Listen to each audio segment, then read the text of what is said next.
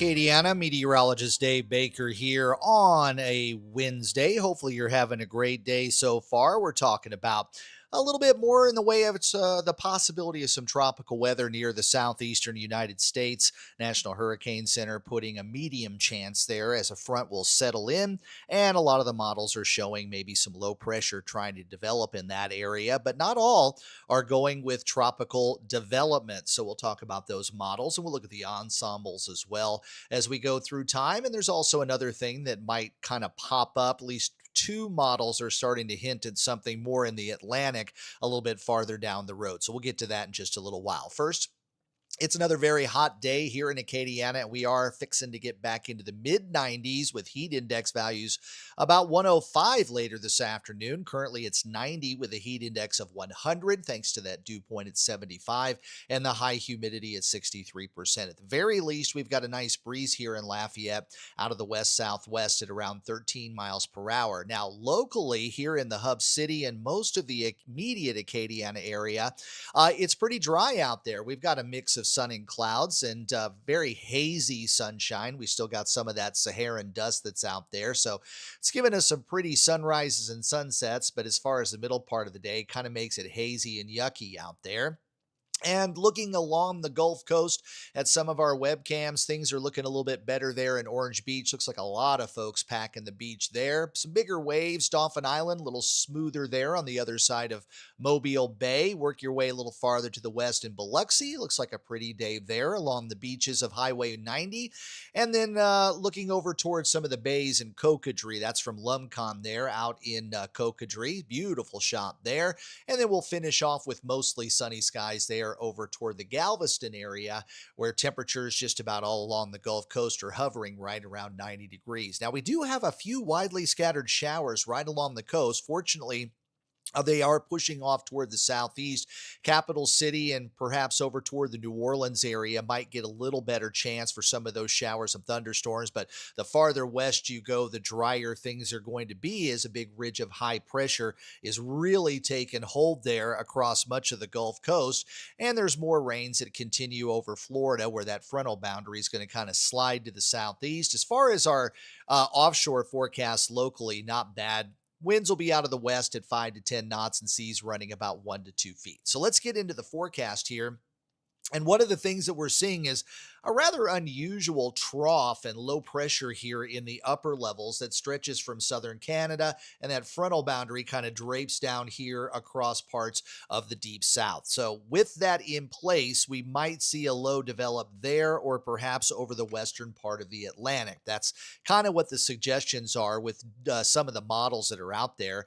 And as far as our big satellite picture, even some drier air is starting to push southward from behind this front. So boy, it would be really nice to get some of that dry air to push in.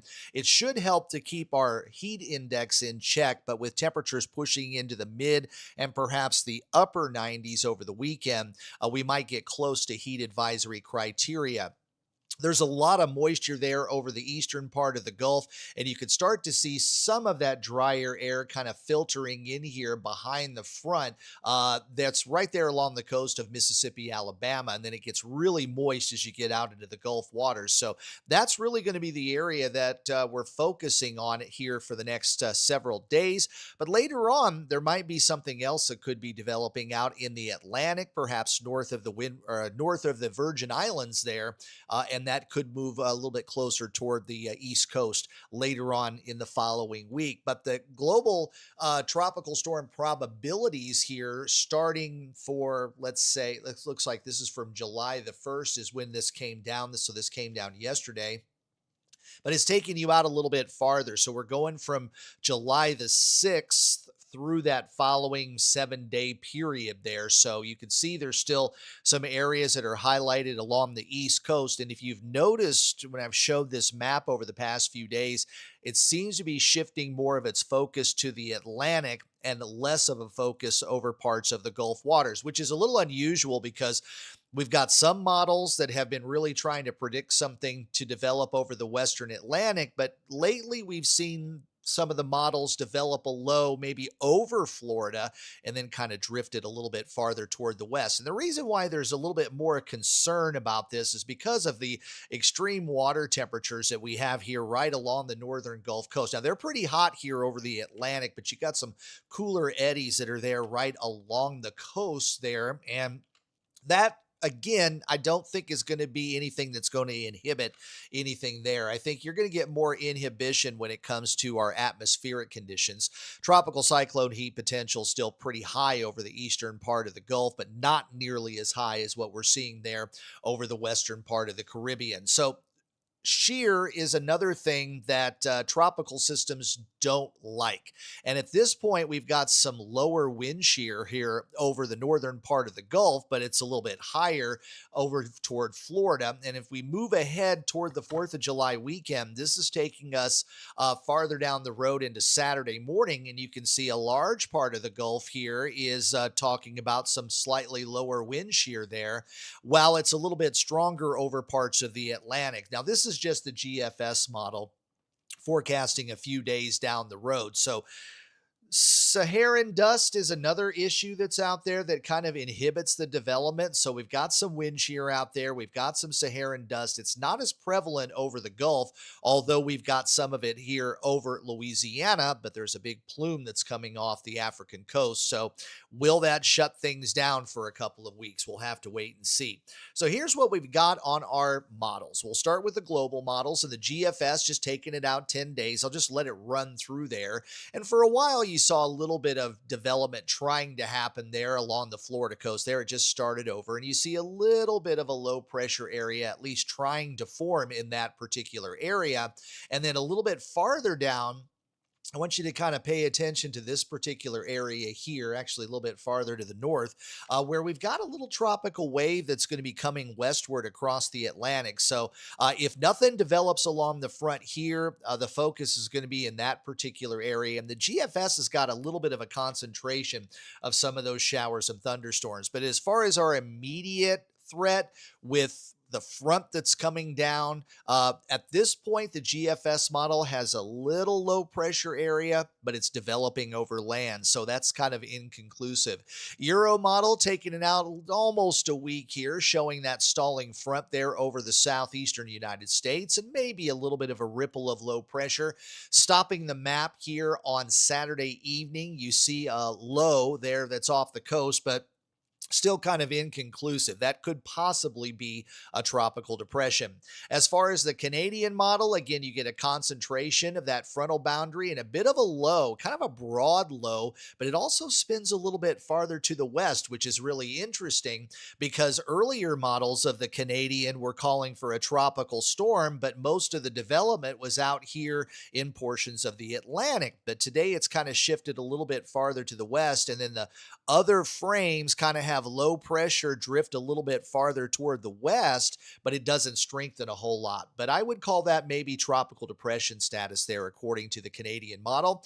And the icon finally showing the concentration of moisture over Florida, brief low pressure area, and maybe something kind of spinning over land and then moving into the Carolinas there. And again, as we stop this on Saturday evening, you see a brief low pressure area. So could we see a tropical depression, at least for a short period of time? That could be the possibility. So when we look at the GFS, Euro, Canadian, and icon models, GFS right on the edge of depression, but I'm calling this as no storm for the GFS, at least for this latest run. So it's a little off from the other runs.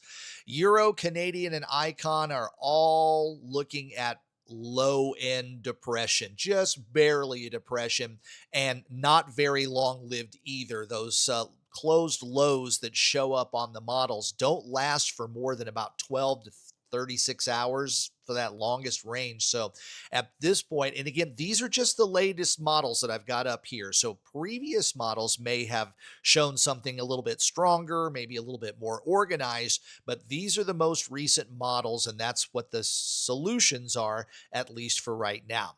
I also, real quick, just wanted to get into some of the other computer models, and I'm going to start here with the HRRR. And this is the model run that just ran a little while ago. And I'm just kind of zipping back here. This is mostly covering the morning of the 4th of July. And you see a little bit of a low, and then it kind of starts to pull a little bit farther toward the east. Now, again, the HRRR is a short range model. Here's the NAM, which is kind of based on the GFS, and you see the low kind of spinning more right over Florida, not over the water. So that's why the GFS solution is kind of going with no storm. But I did want to show you what we call the ensemble models, and we're going to use the East Coast here, and we're going to go into the ensemble model. So what the ensemble models do is a little bit different, where they do a bunch of different model runs, but they just tweak some of the initial data a little bit, and then you get a whole bunch of solutions. Now, this is the average of the sea level pressure anomaly. So this is above or below normal, what we would see about this time of the year. So I'm going to go back to the 3rd of July, and then you see that darker blue over Florida. That's where your lower pressures are. And now we're here Saturday morning, and then we start to, rather that's Saturday early afternoon, and then we push a little bit farther into Sunday and Monday. And you kind of see how the ensemble model wants to kind of drift low pressure toward the west, which is a little more like what the Canadian model was showing, but then you see it really weaken as it heads toward Louisiana. So maybe the ensemble models are picking up on the possibility of a depression there, but it does, again, like the other global models, it just doesn't last very long. So at this point, I'm not concerned about any threat to us here in Louisiana, but I would expect a pretty rainy 4th of July weekend for parts of Florida, Alabama, Georgia, and especially getting into the Carolinas. So if you got some travel plans over there, you are going to be dodging a few raindrops. So let's go ahead and look and see if there's anything else out there. And I am going to look at that other blip that came up on the icon model. But there's a look at Central America, looking a little bit better than it has over the past several weeks, a little less rain.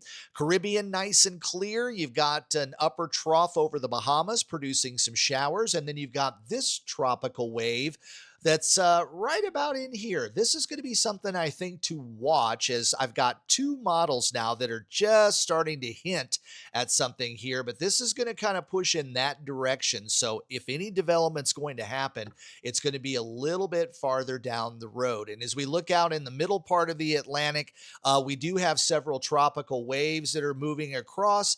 At this point, we're not seeing anything that's looking too interesting. So I would be watching this particular area and this particular area over the next several days.